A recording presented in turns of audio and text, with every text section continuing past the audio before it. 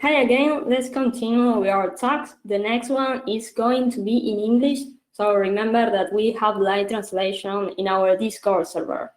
This talk is about Bluetooth hacking. If you are interested in wireless security but have no idea where to start, this talk is for you. Jiska, the presenter, is a specialist in Bluetooth security, and she will talk about the current state of Bluetooth security and how to find bugs in its specification and implementations. So let's welcome Jiska with her talk, Bluetooth Hacking 101. Hello everyone and welcome to the talk Bluetooth Hacking 101. I've been working quite a lot in the past on Bluetooth and developing my own tools, but I've also been supervising students who built even better tools and also tried tools by other people who were trying to hack Bluetooth or even successfully hacked things there. So you might ask yourself, why do you even want to hack Bluetooth? Well, everything is better with Bluetooth, as we already know.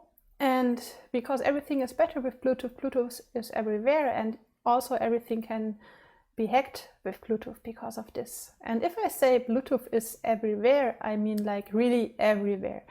In your smart home, in your car, in your smartphones, in your IoT, in your headsets, in your medical devices, and even a lot of other places. So if you can hack Bluetooth, you can hack almost every device. But actually there are two types of Bluetooth, and you might not have heard about this before, but there's classic Bluetooth and there's Bluetooth low energy. And classic Bluetooth is what you know as, for example, your headset or your car and so on. They typically have the classic Bluetooth, which has a high data throughput but a short battery life.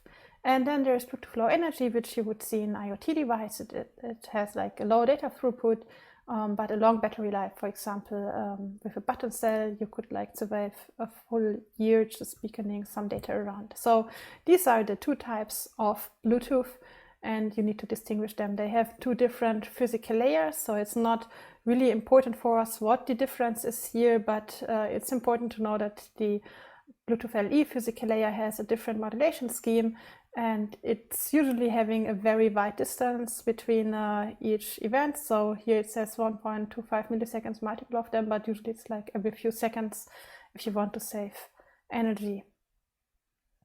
And then there's actually some changes happening to the Bluetooth specifications. So data packets in the newer specification become larger, the physical layer changes a bit and so on. And in Bluetooth 5.2 they even introduced LE audio, but this is nothing I've seen in a device so far, except from proprietary solutions that are not the official Bluetooth LE audio. And then what you also have is on top of these layers of the physical layer, there's ACL, which is for data transfer, and it's pretty much the same for the two. And also the way how they handle encryption and keys is very similar, even though it's called slightly different. It has like a few differences, but it's like almost the same on the upper layers. Now if you want to hack Bluetooth, there are a couple of setups that you can take. And the first one is like you just have a lot of money and you buy an analyzer that can already do all of this. It depends, or even there are differences if you want one that really can do also classic Bluetooth and so on. You might end up paying a lot of money, so they start at something like $10,000, but it might be even more than this, more like 70,000, depending on what you want to do. So with money you can of course solve this issue, and if you want to start Bluetooth hacking, this is exactly what you want to invest, right? No, not really. But the good news is if you just want to hack Bluetooth LE, what you can also do is you can buy some microcontrollers with some Nordic chips on them, so the microbits have these. And there is a very nice maintained project, it's called BTLE-Jack, and with BTLE-Jack you can actually sniff Bluetooth LE traffic and also manipulate some in this, but actually because of the hopping and so on, you actually need 3 of them, but still each of them is like $15, so 3 of them is still an investment you might want to do when you start with Bluetooth hacking. And the next variant of a setup is a bit different. So this works for classic Bluetooth and Bluetooth LE, but again has one restriction, because you need to have a device under your control. So this wouldn't work between a headset and a car, because you cannot manipulate the headset or the car. But as soon as one of the communication ends is under your control, you can actually use our internal Bluetooth suite, and maybe you need to jailbreak a router device on Linux and macOS. It just works without this. And then you can manipulate the traffic on one of the ends instead of over the air. And now the next part is like, if you want to hack a connection, it somehow needs to be insecure. So at least if it is encrypted. So you need to understand how the encryption works in Bluetooth. And for this, you need to distinguish between two parts. So first of all, there is some initial pairing. This is the part where you get the numeric comparison, for example. So you have two devices where you get this number, and then you need to compare it and say cancel or pair. This is something that you do once, and then you have this trust between the two devices. And then later on, you have sessions. So each time you connect, you have like kind of a session key. And this one is derived, so it's not exactly the same key, it's just a derived key that is then used for the session, and it can also be rekeyed and so on. And the only thing that prevents from a machine in the middle attack is this initial pairing. So when you do this numeric comparison or also passkey entry. If you look into this dialog, so this is what you see on iOS right now, then it even says like, do not enter this code on an accessory. So that means you have to compare the number, you don't have to enter it somewhere, because we can actually confuse these two methods. And there we also already start with the attacks. So the secure simple pairing, as you might know, is maybe not that simple. Some of you might have already tried to pair Bluetooth devices, and often you need like multiple attempts, and you stop reading what is there. You just click, click, click, and then like at the third attempt, finally you paired a Bluetooth headset. And so it's not simple. And I also think it's not secure. So it actually started a while ago, like back in 2005, that someone says like in the old Bluetooth pairing that is now called legacy pairing, because it's considered not to be secure, you can actually crack the pin that you have to enter on one device just within like a few seconds back then. So something that you could also do in a live connection. And so they fixed this with the secure simple pairing scheme, but they said for Bluetooth Low Energy, yeah, I mean, we just don't want to do that many computations, so we do something simpler than the secure simple pairing, and this has also been broken in 2013 and so on. So then they adapted the secure simple pairing as LE secure connection, so it's almost the same but under a different name, to the LE part of the specification.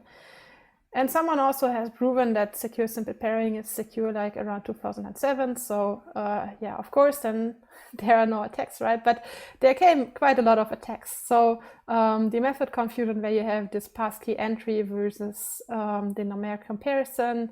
But then there are also like, for example, the NOP attack, which is not the initial pairing, but then in each session key, you can actually specify the amount of entropy that goes into a key. And this is a setting that like it's just an additional message, and the stacks actually implement this.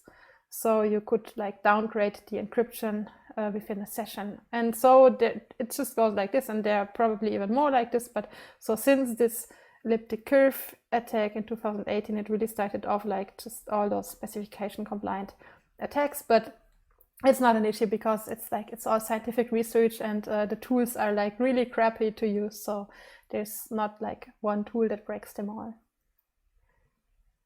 Anyway, you still need to choose your weapon, so to say. So how do you start?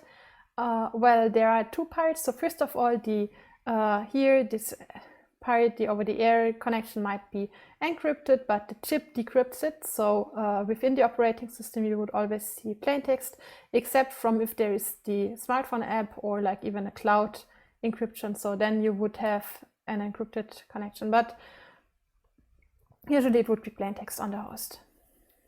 And this is something that you can like already break. So if you have Bluetooth LE, there's BTLE jack. Sadly, Ubluetooth is not that well maintained and does not really work for classic Bluetooth. So you would go for BTLE jack.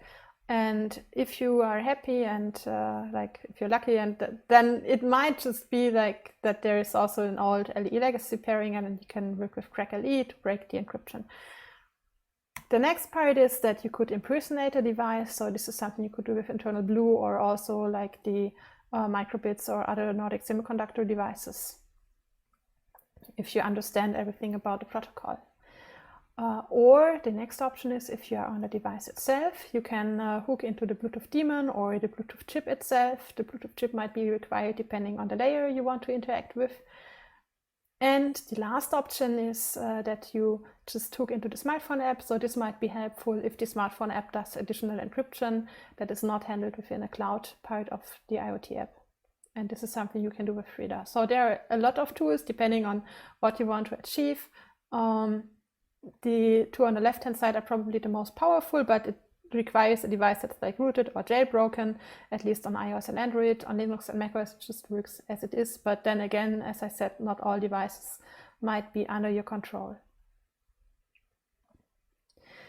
And the next part is the protocol analysis. So how does Bluetooth even look like and what kind of protocols are there that you could attack? So first of all, it starts very low on the link layer. So there's some link management. And the interesting part here is that the link management is not really transparent to the operating system. So the operating system, for example, it would just say like, let's connect. And then you would have the link layer, and the link layer tries to establish a connection. And if that works out, it would say, yeah, everything is okay. So it would just send an HCI event that says success, but it could also be a page timeout. So after a while, if it doesn't work, it says page timeout. And all the messages that are exchanged here to like keep a connection alive and so on, is just stuff that's not sent to the host. So there's also like null packets to keep a connection alive and all kinds of weird stuff that you probably wouldn't see on the host. And this is also the reason why I think like a lot of this research into the pairing and encryption schemes did not take place in the past or only like during the last 2 years, because a lot of these even depend on our internal Bluetooth suite. And of course, like also like the first people who looked into this are like always kicking off a new topic probably for research. But like all the recent attacks are like somewhere here in those parameters and stuff that you can change if you have control over the link layer, but couldn't do just from the operating system typically. And then on top of the link layer, there is various protocols. So there's HCI, or in parallel there's ACL, and ACL is for the data transfer. So HCI would establish the connection, but then ACL would do the data transfer on top of it. And it's like a very generic data transfer, and it exists in Bluetooth LE and Bluetooth Classic, even though it's like slightly different from the features that it supports. And in classic Bluetooth, you would get very fancy stuff like music streaming, tethering, and even file transfer. Here, it's an important part to note that like AirDrop is actually doing the file transfer with Wi-Fi and only the detection in Bluetooth. So you cannot transfer files between Apple devices and Android devices because Android is using the standard file transfer, and that's not compatible with AirDrop.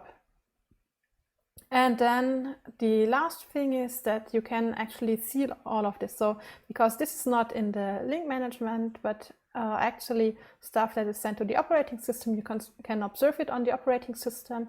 And on Linux, you can just use Wireshark. And then there is Packet Logger on macOS and even on iOS. So since iOS 13 and also still working in iOS 14 with a Bluetooth debug profile, you can see your traffic on iOS, even though you cannot inject something without a jailbreak, but you can observe it.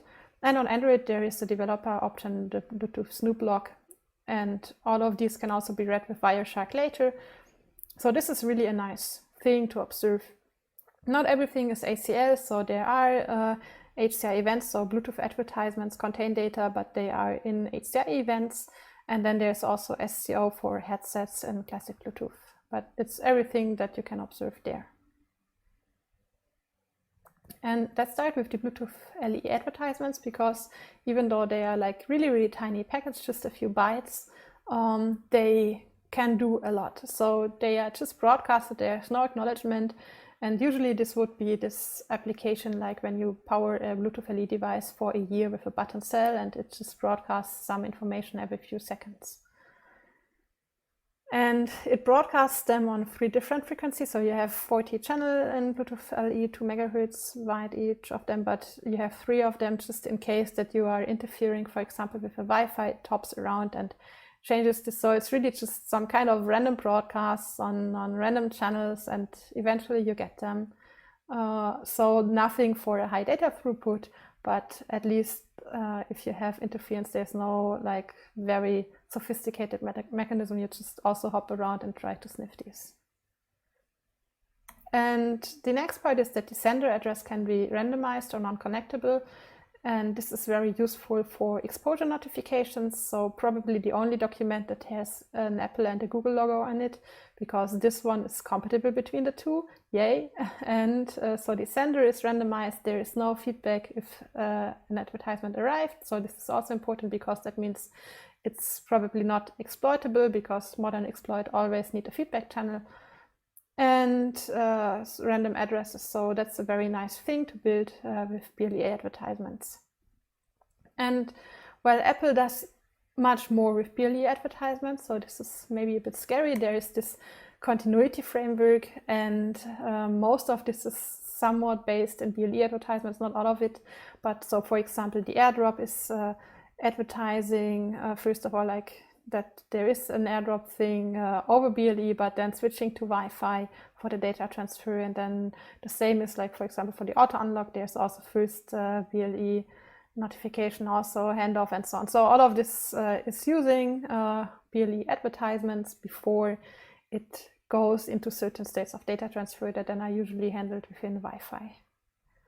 And now something that's also super, super weird and just based on BLE advertisements is Bluetooth Mesh. So the Bluetooth SIG just thought like, yeah, I mean, advertisements are super compatible between all kinds of devices. So let's just build a mesh on top of it. So it's definitely not a high throughput mesh, but maybe something that you could have like to mesh multiple IoT lights or something, and then switch them on and off with this mesh. So this might work. Still, you need to consider there's like packet loss and just a few bytes, and like not what other people might think of as a mesh. And it's also a separate specification, so it's not in the main specification, but it's like 400, 500 pages on top in a separate document. In Bluetooth LE, you will always see this so-called generic attribute protocol, so GATT, and BLE GATT is just some kind of data transfer mode for an active connection, and it has services, and within those services or attributes you can like read and write them. I mean, they might also be restricted, so maybe you can only read them, and maybe they require prior pairing, and you can even subscribe to notifications. So for example, you could just subscribe to a thermometer, and then each time the temperature changes you would get a new notification instead of pulling each time. And there are a lot of them that are standardized. So for the device name, for example, this is something almost every device implements, the device name and also the battery level. And there might also be custom proprietary ones, and you just see them everywhere. Now, the nice part here is that if they are in plain text, you might just spoof them, for example, or exchange the information and impress your friends, like because your fitness tracker might also be using this. This screenshot was actually using modified firmware in a Fitbit Flex, but the previous versions did not encrypt the traffic, so you could actually also do this over the air if you wanted.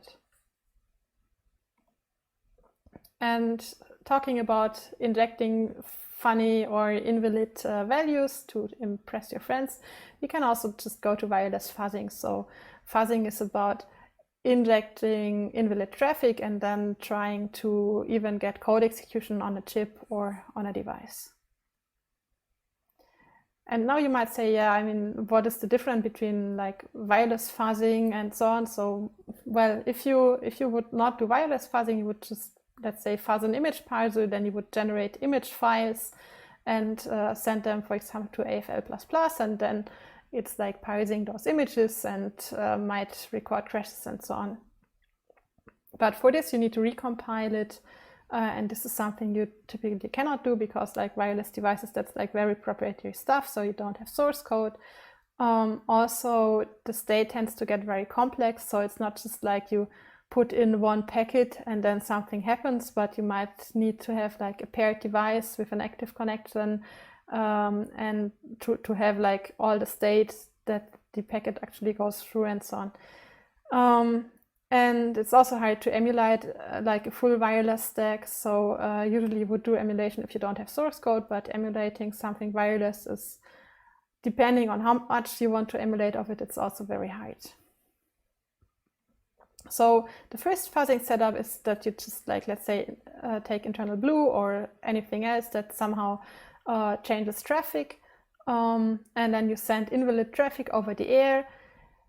It's very slow, of course, because it's restricted to the Bluetooth connection over the air. So that's the maximum speed you can reach. But if you have invalid traffic, you would very often just get disconnects, and then you need to reconnect. And there is also no feedback. So of course, no coverage of code, but also if you crashed or if you just disconnected because of invalid traffic, might be indistinguishable. And then you can like check the log files, maybe if you have them of the destination device and so on. But it's very hard.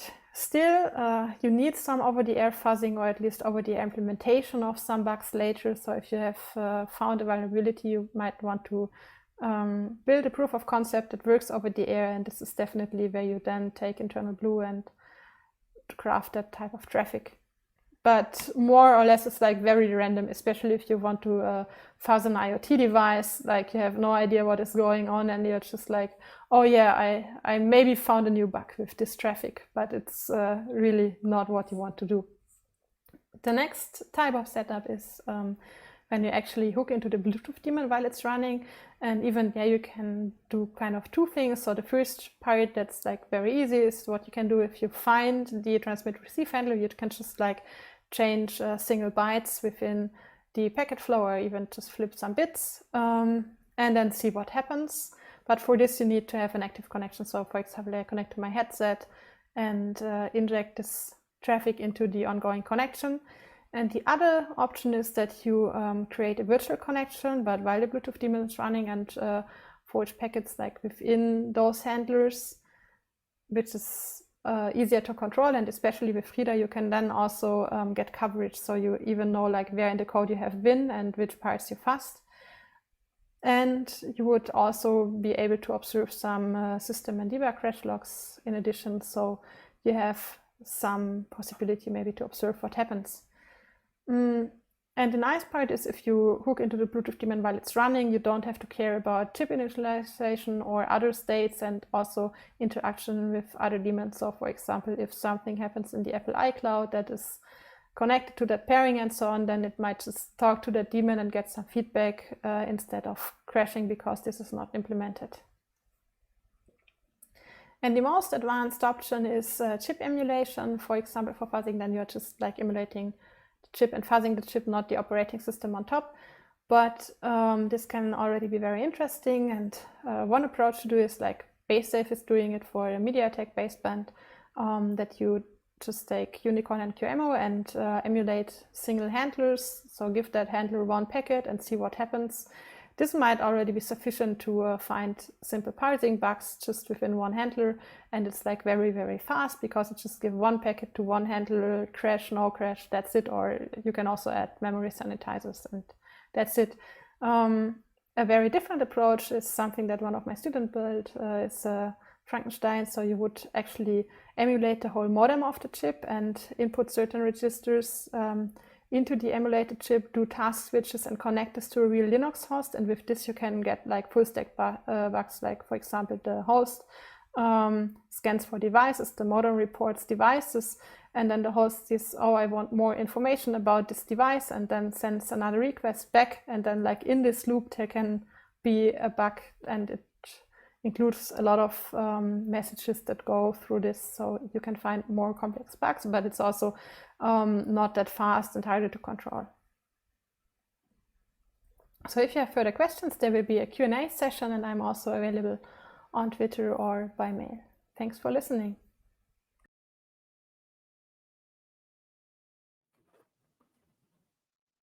How interesting talk.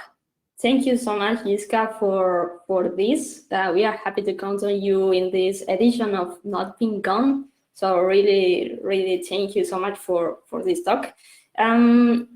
We have some questions. I am seeing one in the chat. What would you recommend in order to take a progressive concept logic? What should I start to is one of the questions. Like to start what exactly? So it's a bit abstract, right? I mean, I actually think like knowing where to start, that's probably the most complex question. So like when to start a project or what to start for research. So I don't really understand the question behind it actually. So it's, yeah. It's too generic, maybe. Yeah. Well, but we have a lot of people asking about how did you do the finger things in your presentation? Do you want to share that trick? Yes. For this, I need to do a screen share, and I just realized I can only either share my OBS setup or my webcam. So yeah, so I'm actually working with 2 webcams for this. So I have an iPhone to my right, so that's what you can see there. And then in OBS, I actually have 2 cameras. So I have a webcam, which is just the FaceTime macOS webcam. And I have my iPhone, which I call iPhone, but it doesn't matter. And that only works on macOS. On Linux, you need a different driver to use your Android phone, for example.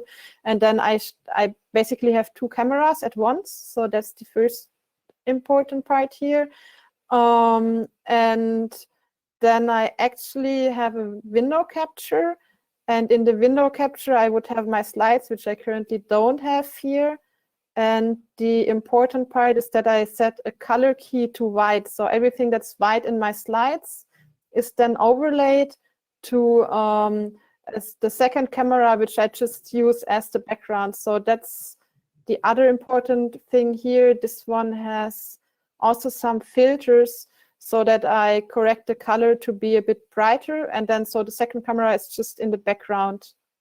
So I have basically 2 cameras, and that's all of it, a few filters, and then everything works live just within one recording. Yeah. Wow, well, it's fantastic. So besides of your talk about Bluetooth hacking, we also got a trick about OBS. So thank you so much for sharing it. It's really, really interesting. Well, I don't know if there is any question. Remember that we also have the Discord. So you can go there and ask questions in the Preguntas track 1. It's for questions. Also, so my Twitter DMs, my Twitter DMs are also open if you want to message me. Yeah, I mean, it was a very basic introductory talk, so I hope there are just not that many questions. Yeah. Yeah, it was fantastic. Super technical talk, and we love technical talks, so we are happy to count on you in this edition. Thank you so much for sharing your knowledge about Bluetooth and also your knowledge about OBS. Thank you so much for this, and see you then. Thank you. Let's go for a lunch break, and we are back in an hour.